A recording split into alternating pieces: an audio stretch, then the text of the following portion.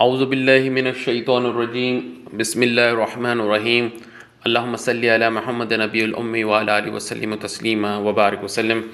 السلام علیکم ورحمۃ اللہ وبرکاتہ۔ ناظرین اور سامعین، آج ہم 5ویں پارے کا جو ہے وہ خلاصہ بیان کریں گے، اور یہ 5واں پارہ جو ہے وہ المحسنات کے نام سے موسوم ہے اور پورے کا پورا سورۃ النساء پر مشتمل ہے۔ اس میں معاشرتی زندگی کے بارے میں، ازدواجی زندگی کے بارے میں، اور جو ہے اس میں منافقین کے اوپر کافی وعید یہاں پہ بیان کی گئی ہے۔ تو ہم اس کو ایک ایک کر کے جو ہے لے کے چلتے ہیں سیریز میں، تاکہ آپ کے لیے تمام چیزیں جو ہے نا سمجھنا آسان ہو جائے۔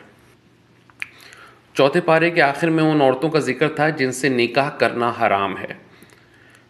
5ویں پارے کے شروع میں اس بحث کو مکمل کرتے ہوئے فرمایا گیا کہ ان محرمات کے سوا دوسری عورتیں تمہارے لیے حلال ہیں، اس طرح سے کہ مال خرچ کر کے ان سے نکاح کر لو، بشرط یہ کہ نکاح کرنے کا مقصد جو ہے وہ عفت حاصل کرنا ہوتا ہے، یعنی الفت حاصل کرنا ہے، نہ کہ شہوت رانی۔ تم جن عورتوں سے تم فائدہ حاصل کرو ان کا مہر مقرر کرو اور انہیں ادا بھی کرو۔ پھر فرمایا کہ بڑے چھوٹے گناہ کیا ہیں۔ پھر اللہ نے فرمایا کہ اگر تم بڑے گناہوں سے پرہیز کرتے رہو تو تمہارے چھوٹے گناہ کو اللہ تعالیٰ معاف کر دے گا۔ فضل الہی کی دعا اس میں بیان کی گئی ہے کہ ہم نے تم میں سے کسی کو دوسرے کے مقابلے میں زیادہ دیا ہے، اس کی تمنا نہ کرو، ہاں اللہ سے اس کے فضل کی دعا مانگتے رہو، یعنی اس سے حسد نہ کرو۔ اللہ تعالیٰ جسے چاہے جتنا دے، وہ رازق ہے، آپ نے اسے دیکھنا ہے، اس کی فضل کی جو ہے نا آپ نے جو ہے دعا کرنی ہے اللہ سے۔ اچھا، مرد عورتوں پر نگران ہیں۔ اس کی آیت نمبر 34 پہ اس کا ذکر ہے کہ مرد عورتوں پر نگران ہیں۔ عورت کو مرد کی حفاظت اور خبرگیری کے تحت خاندانی زندگی میں رہنا چاہیے۔ تیسرے رکوع میں گھر کے نظام کو درست رکھنے کے لیے چند بنیادی ہدایت دی گئی تھیں، جو کہ ابھی میں نے 2 آپ کے سامنے ہی بیان کی ہیں۔ پہلی ہدایت تو یہ کہ گھر میں حاکمیت جو ہے وہ مرد کو حاصل ہوگی، کیونکہ کوئی نہ کوئی تو سربراہ ہوگا، اسی وجہ سے اللہ تعالیٰ نے مرد کو حاکمیت جو ہے عطا کی ہے۔ دوسری ہدایت یہ دی گئی کہ اگر عورت اکھڑ مزاج ہو، نافرمان ہو، سرکش ہو، تو اسے رائے راست پر لانے کے لیے 3 تدبیریں اختیار کی جا سکتی ہیں۔ 3 تدبیریں گنائی گئی ہیں۔ پہلی تدبیر یہ کہ اسے سمجھایا جائے، پیار سے سمجھایا جائے اور سرکشی کے برے نتائج سے خبردار کیا جائے۔ اگر وعظ و نصیحت سے اس پر اثر نہ کرے تو دوسری تدبیر یہ ہے کہ اس سے بستر الگ کر دیا جائے، اس کے ساتھ سونا جو ہے وہ ختم کر دیا جائے، اس سے کنارہ کشی اختیار کر لی جائے۔ اور اگر پھر بھی وہ نہ سمجھے تو انتہائی آخر میں جو اقدام اٹھانا ہے آپ نے، تو اس کی پٹائی لگائی جائے۔ یہاں یہ بات ذہن نشین کر لینا زیادہ مناسب ہوگا آپ لوگ کے لیے کہ قرآن کے مخاطب ہر قسم کے لوگ ہیں، شہری بھی ہیں، دیہاتی بھی ہیں، جنگلی بھی ہیں، صحرائی بھی ہیں، شریف الطبع بھی ہیں اور اکھڑ مزاج بھی ہیں، باکردار بھی ہیں اور بد کردار بھی۔ اسلام نے ہر عورت کی پٹائی کی اجازت نہیں دی، بلکہ صرف اس عورت کی پٹائی کی اجازت دی جو اس کے علاوہ کوئی دوسری زبان نہ سمجھتی ہو۔ پسماندہ معاشروں میں ایسی عورتیں بھی ہوتی ہیں جو پٹائی کے بغیر رائے راست پر نہیں آتی، لیکن وہ ظالم مرد جو چھوٹی چھوٹی باتوں پر وحشیانہ انداز میں عورتوں کی پٹائی لگاتے ہیں، انہیں مارتے ہیں، ان کی اس ظلم اور زیادتی کا اسلام سے کوئی تعلق نہیں، یہ تو پھر بہانہ تلاش کرتے ہیں۔ آگے فرمایا آیت نمبر 35 میں کہ اگر میاں بیوی کے تعلقات بگڑ جانے کا اندیشہ ہو تو دونوں طرف سے ایک ایک ثالث مقرر کر کے صلح کر لیں۔ ثالث کا مطلب یعنی ایک آربیٹریٹر بھی میں آپ کو اگر بتاؤں تو ایک ایسا جو ہے مشیر جو ہر پارٹی ایک لڑکی کی طرف سے اور ایک لڑکے کی طرف سے جو ہے وہ مقرر ہو، اور انہیں دونوں کو پتہ ہو کہ یہ ہمارے لیے بہترین، ہمارے لیے سوچیں گے، ہمارے لیے کچھ کریں گے، تاکہ وہ بہترین طریقے سے اس معاملے کو صلح کی طرف لے کے جا سکیں۔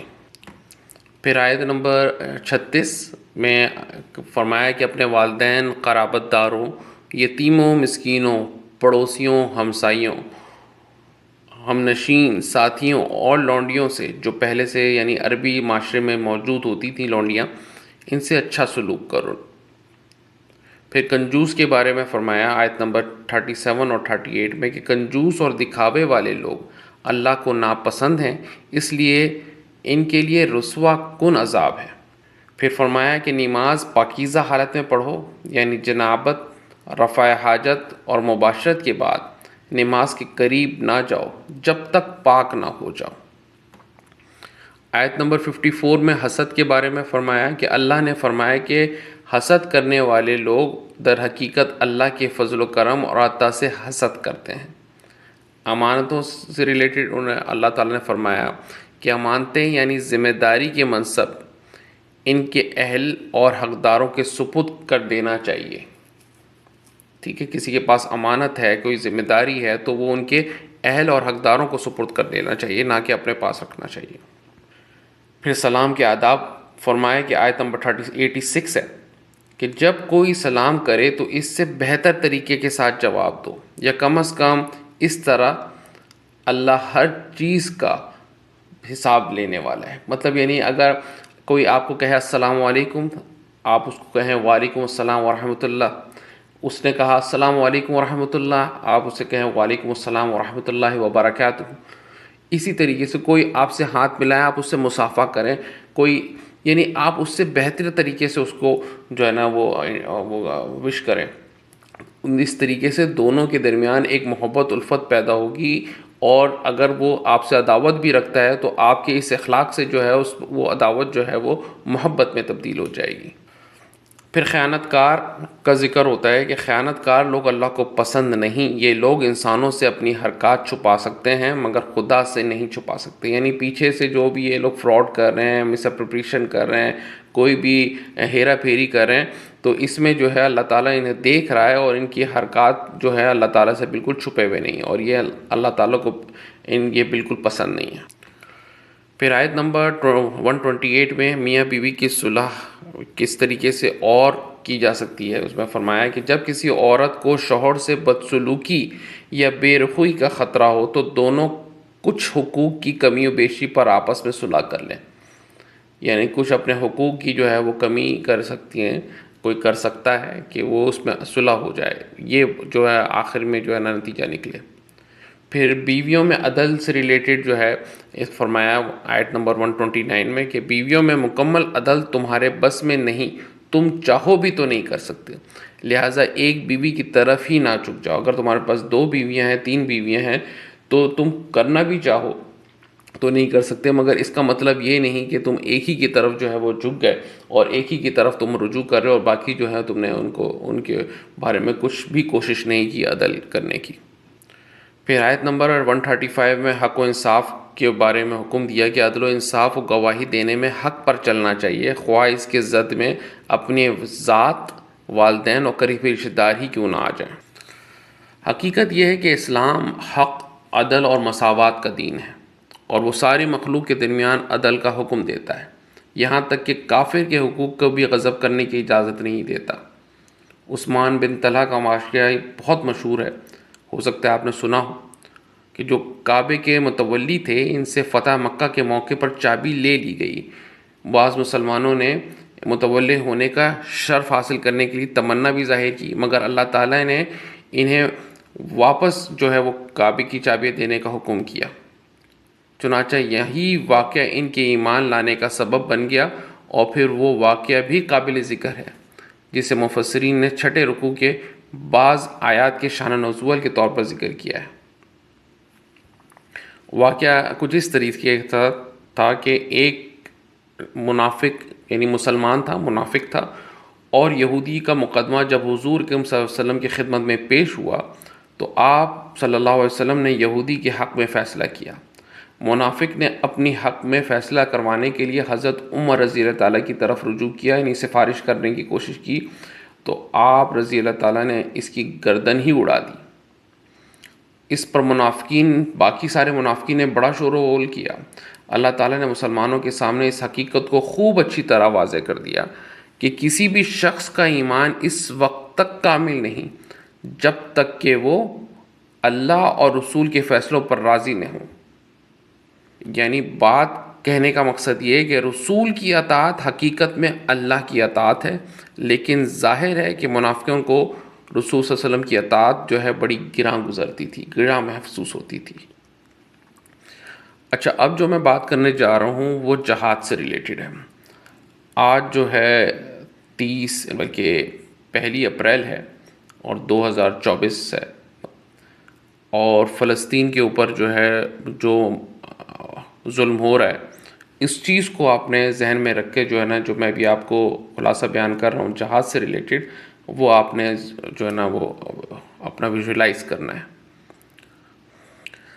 7ویں رکوع میں پہلے تو مسلمانوں کو جہاد اور قتال کی تیاریاں کا حکم دیا گیا، اور یہ کہ اپنی نیت خالص رکھیں اور صرف اللہ کی رضا اور دین کی سربلندی کے لیے جنگ کریں۔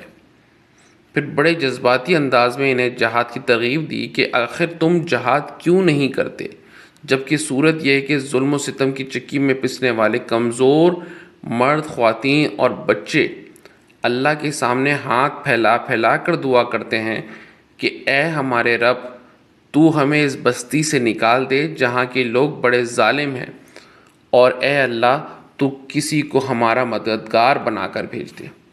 اب آپ جو ہے اس بات کو سنتے ہی آپ کے ذہن میں آج کی تاریخ میں جو ہے فلسطین میں جو لوگ وہاں پہ پس رہے ہیں، انہوں نے کس طریقے سے ہاتھ پھیلا پھیلا کے اللہ کی طرف سے دعا کر رہے ہیں، اور جو لوگ جہاد کے لیے نکل رہے ہیں وہ نکل رہے ہیں، اور جو مسلمان قوم جو ہے ابھی بیٹھی ہوئی ٹی وی دیکھ رہی ہے، موبائل دیکھ رہی ہے، ٹک ٹاک دیکھ رہی ہے، ان کے اوپر کوئی اثر ہی نہیں ہو رہا۔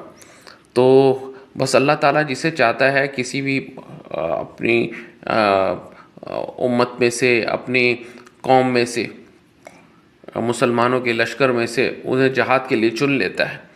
تو اللہ تعالیٰ جو ہے تمام مسلمان جہاں جہاں پہ ظلم ہو رہا ہے، فلسطین ہو، چیچنیا ہو، صومالیہ ہو، کشمیر ہو، جہاں پر بھی ہو، ایون پاکستان میں بھی جہاں پہ مسلمانوں پہ ظلم ہو رہا ہے، وہاں پر جو ہے اللہ تعالیٰ اپنا فضل نازل فرمائے اور ہماری مدد خوب فرمائے کہ ہم ان ظالموں سے، جو اگر ہمارے اوپر جو نازل ہوئے ہیں، جو ہمارے فلسطینی بھائیوں کے اوپر جو ظلم ہو رہا ہے، ان کو اس غضب سے، ان کو اس مشکلات سے اور ان کو اس ظلم سے نجات عطا فرمائے، آمین۔ اب آگے چلتے ہیں۔ چونکہ عام طور پر موت کا خوف جہاد کے میدان میں نکلنے سے ایک بڑی رکاوٹ بنتا ہے کہ پتہ نہیں گئے تو آئیں یا نہ آئیں، اس لیے فرمایا گیا کہ موت تو کہیں بھی آ سکتی ہے، گھر میں بھی اور مضبوط قلعوں میں بھی۔ نہ جہاد میں نکلنے سے موت کو یقینی بناتا ہے اور نہ ہی گھر میں رہنا زندگی کے تحفظ کی ضمانت ہے۔ یہ بات جو ہے وہ غور رکھنی چاہیے۔ خالد بن ولید رضی اللہ تعالیٰ نے بہت سے غزوات میں جو ہے حصہ لیا، مگر جو ہے وہ ان کا انتقال جو ہے وہ اپنے بستر پر ہوا، بیماری کی حالت میں ہوا۔ تو جہاد کا مطلب یہ نہیں کہ وہ جو ہے آپ گئے اور آپ ہی کا ہی جو ہے وہ موت آئے گی۔ اللہ تعالیٰ جسے چاہتا ہے بچاتا ہے، جسے چاہتا ہے سرخرو کرتا ہے، جسے چاہتا ہے شہادت دیتا ہے۔ وہ سب چیز جو ہے وہ اللہ کے اس حکم پہ چلتی ہے۔ جہاد و قتال کی ترغیب کے بعد مسلمانوں کو خاص طور پر منافقین کی تدبیروں اور سازشوں سے چوکنا رہنے کا حکم دیا گیا، یعنی اپنی نظر بالکل منافقین کی تدبیروں اور سازشوں پہ لگائے رکھیں۔ یہ وہ سنگ دل گروہ ہے جس نے اسلام کا جامع تو زیب تن کر لیا، ہمیشہ اسلام اور مسلمانوں کو نقصان پہنچنے کا ان کا جو ہے نا ارادہ رہتا ہے۔ مدینہ منورہ میں جو پہلی اسلامی ریاست قائم ہوئی، اس کے خلاف سازشوں کا تانتا بن گیا، اور کس نے باندھا؟ انہی منافقین نے۔ اللہ تعالیٰ نے فرمایا آگے کہ تمہیں کیا ہو گیا ہے کہ تم منافقوں کے بارے میں 2 گروہ ہو رہے ہو، اور اللہ نے ان کو ان کی حرکتوں کی وجہ سے الٹ دیا ہے۔ الٹ دیا مطلب ان کے دل پھیر دیے ہیں۔ یعنی اے مسلمانوں، تم منافقوں کے بارے میں 2 گروپ میں کیوں تقسیم ہو گئے ہو؟ ایک گروہ کہتا ہے کہ انہیں قتل کرنا چاہیے کیونکہ وہ ہمارے دشمن ہیں، سازشیں کرتے ہیں، ہمیں نقصان پہنچاتے ہیں۔ دوسرا گروہ کہتا ہے کہ ان کے بارے میں نرم پہلو رکھو، یہ جو ہے ہمارے دینی بھائی ہیں، جبکہ اللہ تعالیٰ نے انہیں ان کی نفاق اور معصیت کی وجہ سے کفر کی طرف واپس لوٹا دیا۔ اسی لیے فرمایا کہ وہ منافق یہ چاہتے ہیں کہ جیسے وہ خود کافر ہیں تم بھی کافر بن جاؤ، پھر تم دونوں برابر ہو جاؤ۔ اچھا، جہاد کا یہاں پہ بار بار ذکر کیا جا رہا ہے، بار بار جہاد کی طرف متوجہ کیا جا رہا ہے۔ اس کی وجہ یہ ہے کہ جہاد امت اسلامیہ کی عزت اور سعادت کا راستہ ہے۔ اگر امت جہاد سے کنارہ کشی کر لے گی تو اسے ذلت اور رسوائی سے کوئی نہیں بچا سکتا۔ اچھا، ساتھ ساتھ یہاں پہ ایک اور ذکر آتا ہے کہ جہاد کے ساتھ ساتھ ہجرت کا بھی ذکر ہے، یعنی کیونکہ ہجرت بھی جہاد کی مختلف قسموں سے ایک قسم ہے۔ چنانچہ 11واں رکوع جو چلتا ہے 5ویں سپارے کا، جو شخص قدرت کے باوجود دارالکفر سے دارالسلام کی طرف ہجرت نہیں کرے گا، اسی حالت میں اسے موت آ جائے گی تو اس کا ٹھکانہ جہنم ہے۔ اس میں دو باتیں ہیں، دارالکفر یعنی کفر کی حالت سے دین کی حالت، اسلام کی حالت، یا یہ کہ ایسی جگہ جہاں پہ کفر ہی کفر ہو، ایسے علاقے جہاں پہ کفر ہی کفر ہو، اور وہاں سے آپ جو ہے وہ اس ایسے علاقے میں آ رہے ہیں جہاں پہ دین قائم ہو چکا ہو، جہاں پہ اسلامی ریاست قائم ہو چکی ہو۔ اس میں بعض روایت میں ہے کہ جب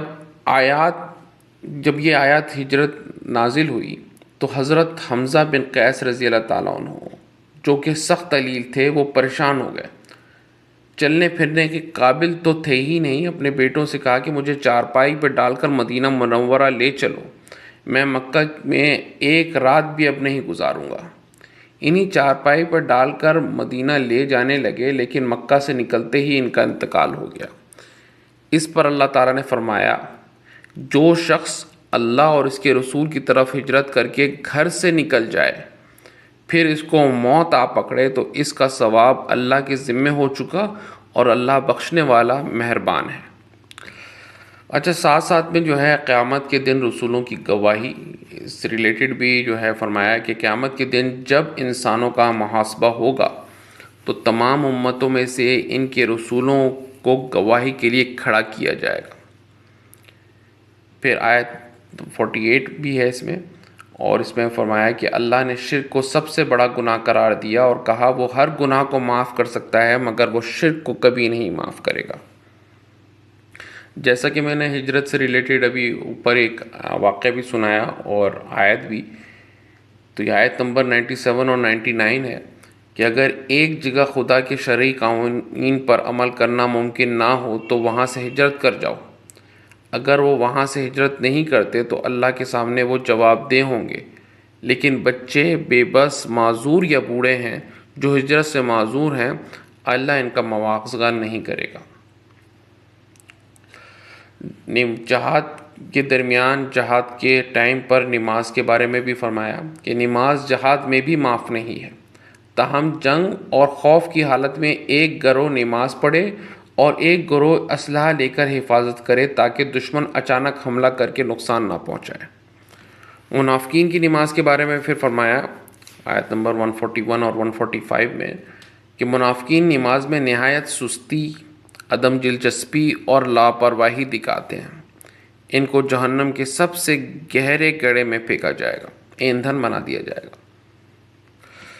اچھا، یہاں پر ایک اور واقعہ ہے جو بڑا مشہور واقعہ ہے، آپ نے بھی سنا ہوگا، مگر اس کا جو آیت سے ریلیٹڈ اس واقعے کو منسوخ کرنا ہے وہ میں آپ کو بتاتا ہوں، کیونکہ ہجرت جہاد میں خوف و خطر کا سامنا بھی ہوتا ہے، اس لیے 12ویں رکوع میں صلاۃ الخوف اور صلاۃ المسافر کا ذکر ہے جیسا کہ میں نے آپ کو بتایا، مگر 13ویں رکوع میں اس مشہور واقعے کی طرف اشارہ ہے جس کے مطابق ایک شخص نے چوری کرنے کے بعد ایک یہودی پر بہتان لگا دیا۔ اب کیا ہوا؟ اس نے اور اس کے اقربا نے، یعنی ان کے قریبی رشتہ داروں نے اپنی چکنی چپڑی باتوں سے حضور اکرم صلی اللہ علیہ وسلم کو متاثر کر لیا۔ قریب تھا کہ حضور اس کے حق میں فیصلہ فرما دیتے کہ اللہ پاک نے یہ آیت نازل فرمائی اور آپ کو ایسے لوگوں کا ساتھ دینے اور ان کی وکالت کرنے سے منع فرمایا۔ ارشاد باری تعالیٰ ہے کہ آپ دغا بازوں کی طرف سے جھگڑا نہ کرنے والے بنے، اللہ تعالیٰ سے معافی مانگے، یعنی آپ دغا بازوں کی طرف سے جھگڑا کرنے والے نہ بنے اور اللہ تعالیٰ سے معافی مانگے، بے شک اللہ تعالیٰ بخشنے والا اور مہربان ہے۔ یہ آیات اور یہ واقعہ عدل و انصاف کی تاریخ میں ایک سنہرے حروف سے لکھے جانے والی بات ہے۔ کہ ایک یہودی اور مسلمان یعنی جو منافق آدمی تھا کہ تنازع میں جب آپ صلی اللہ علیہ وسلم کا اعلان مسلمان کی طرف ہوا تو اس پر اللہ تعالیٰ کی طرف سے آپ کو نہ صرف تنبیہ کی گئی بلکہ اس تنبیہ کا قیامت تک کے لیے قرآن میں بھی ذکر کر دیا گیا۔ ان آیات کے نزول کے بعد یہ شخص جس نے چوری کی تھی مکہ بھاگ گیا اور مرتد ہو گیا۔ اس لیے 15ویں رکوع میں یہ بتایا گیا کہ اللہ کے نزدیک سب سے بڑا جرم کفر و شرک ہے، اور جس کا کفر و شرک پر انتقال ہو جائے اس کی مغفرت کی کوئی صورت نہیں۔ پھر آگے فرمایا کہ اللہ تعالیٰ کے مقابلے میں شیطان کی اطاعت کرنا ایسا ہے کہ وہ اپنے آپ کو ہدایت کے راستے سے دور کر لے۔ پھر ابو الانبیاء حضرت ابراہیم علیہ السلام کا تذکرہ ہے، اور یہ کہ ہدایت اسی کو ملے گی جو ان کے راستے کی اتباع کرے گا۔ پارے کے آخر میں اللہ نے فرمایا ایمان و شکر کی روش اختیار کرو، اللہ بڑا قدردان ہے۔ منافقین کی مذمت بھی خوب کی اور انہیں سخت ترین عذاب کی وعید بھی سنا دی۔ اچھا ناظرین و سامعین، آج کا یہ جو پارہ ہے یہ یہاں پر مکمل ہوا، 5واں سپارہ جو المحسنات کے نام سے منسوب تھا۔ تو آپ کو یہ خلاصۃ القرآن یہ اس پارہ 5ویں پارے کا جو ہے خلاصہ کا سمجھ میں آیا، پسند آیا، اور آپ کے علم میں تھوڑا سا بھی اضافہ ہوا تو آپ اس چینل کو سبسکرائب کیجئے، اور اگر آپ شیئر کرنا چاہتے ہیں تو بالکل شیئر بھی کیجئے، لائک بھی کیجئے، اور بالکل جو ہے ہمارے دوسری ویڈیوز کو بھی، آنے والی ویڈیوز کو بھی، اور پہلی جو ہم نے ویڈیو ریلیز کی ہوئی ہے اس کو بھی سنیے۔ تب تک کے لیے اجازت دیجیے۔ السلام علیکم ورحمۃ اللہ وبرکاتہ۔ Subscribe now and press the bell icon. Never miss an update.